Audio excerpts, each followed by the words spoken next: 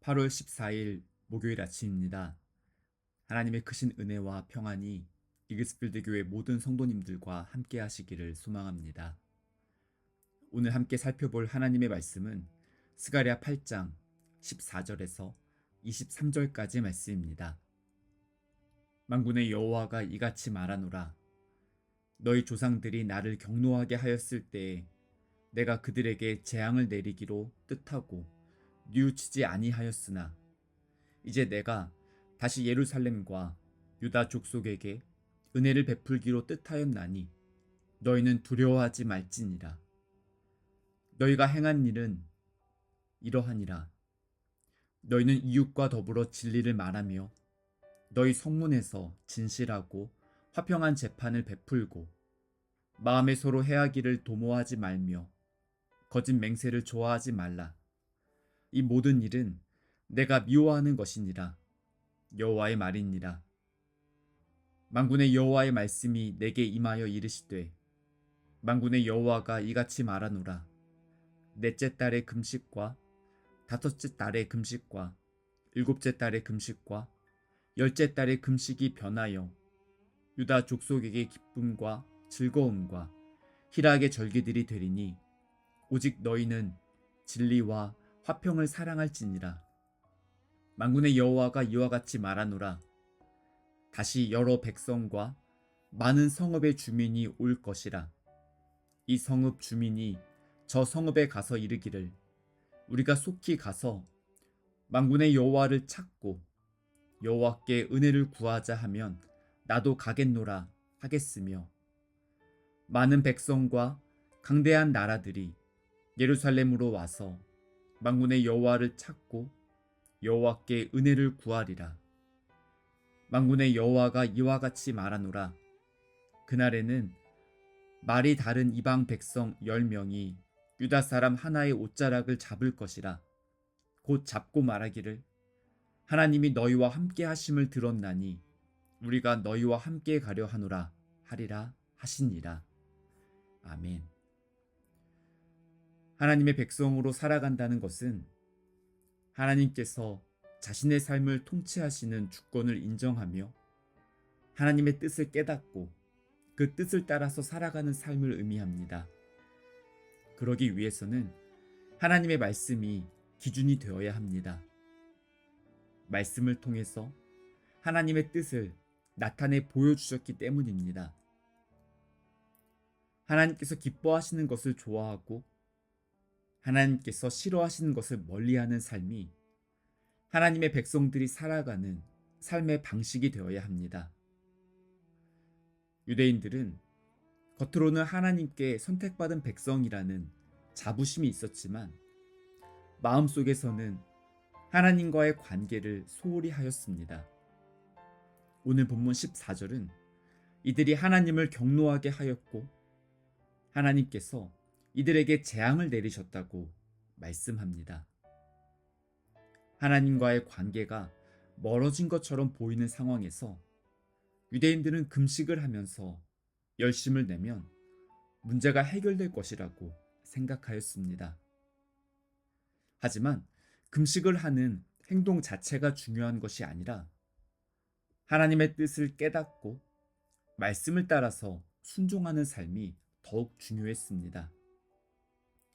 15절은 이제 내가 다시 예루살렘과 유다 족속에게 은혜를 베풀기로 뜻하였나니 너희는 두려워하지 말지니라 라고 말씀합니다. 하나님과의 관계를 회복하기 위해서 어떠한 조건이 필요한 것이 아니었습니다. 하나님께서 주도적으로 은혜를 베푸시고 하나님의 자녀들을 회복시켜 주신다고 말씀하셨습니다. 이어서 16절과 17절은 하나님의 자녀들이 하나님의 뜻을 따라서 살아가는 삶에 대해서 말씀합니다. 너희는 이웃과 더불어 진리를 말하며 너희 성문에서 진실하고 화평한 재판을 베풀고 마음에 서로 해하기를 도모하지 말며 거짓 맹세를 좋아하지 말라. 이 모든 일은 내가 미워하는 것이니라. 여호와의 말이니라. 이 땅에서 하나님의 백성답게 살아가는 모습은 하나님의 주권을 인정하고 하나님의 뜻을 따라서 순종하는 삶입니다. 일상에서 하나님의 공의를 실천하고 하나님의 뜻을 나타내며 살아가도록 다시 한번 하나님의 백성들에게 사명을 맡겨주셨습니다. 하나님께서 모세를 통해서 십계명의 말씀을 주셨을 때 출애굽기 20장 2절에서 나는 너를 애굽 땅 종 되었던 집에서 인도하여 낸 내 하나님 여호와니라 라고 말씀하십니다. 그리고 3절부터 이스라엘 백성들이 하나님의 자녀답게 살아가기 위해서 지켜야 할 계명들을 말씀해 주셨습니다. 이스라엘 백성들의 믿음과 순종이 하나님의 구원을 결정한 것이 아니었습니다. 10가지 계명들을 잘 지키면 그들을 구원해 주신다라고 말씀하신 조건도 아니었습니다. 하나님께서 이미 하나님의 백성들을 애굽 땅에서 구원하셨다라고 말씀하시면서 구원받은 하나님의 백성들이 새로운 신분에 걸맞게 하나님의 뜻을 따라서 살아가라고 말씀하셨습니다. 오늘 본문에서도 하나님께서 하나님의 백성들에게 은혜를 베푸시고 복을 내려주시기로 뜻하셨다라고 말씀하시며 하나님의 자녀답게 살아가라고 말씀하십니다. 당시 유대인들은 바벨론에 의해서 예루살렘이 멸망한 것을 슬퍼하면서 금식하는 절기를 지키고 있었습니다.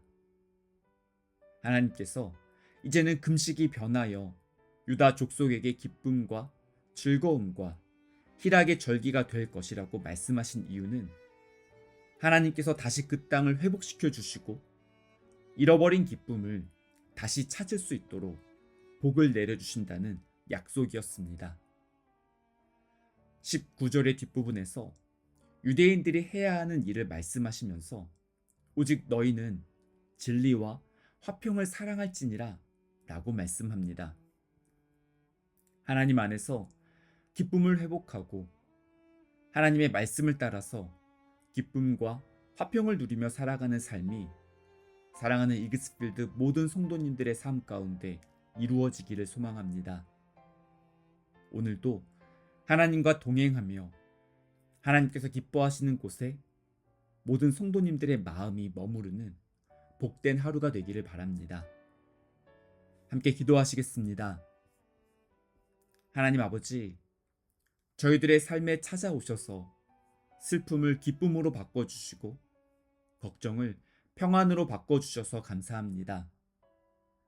하나님의 은혜로 저희들의 몸과 마음을 회복시켜 주시고 오늘도 새 날을 시작할 수 있도록 건강을 주셔서 감사합니다.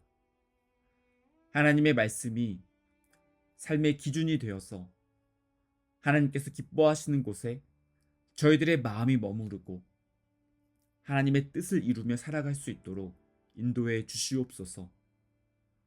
육체의 연약함 가운데 있는 환우들을 보살펴 주시고 치료하는 광선을 비춰 주셔서 온전하게 고침받고 회복될 수 있도록 은총을 내려 주시옵소서. 저희들의 삶을 인도해 주시는 하나님께 감사의 고백과 찬양을 올려드리는 복된 하루가 되기를 기도합니다. 이 모든 말씀 선하신 우리 주님 예수 그리스도의 이름으로 기도드립니다.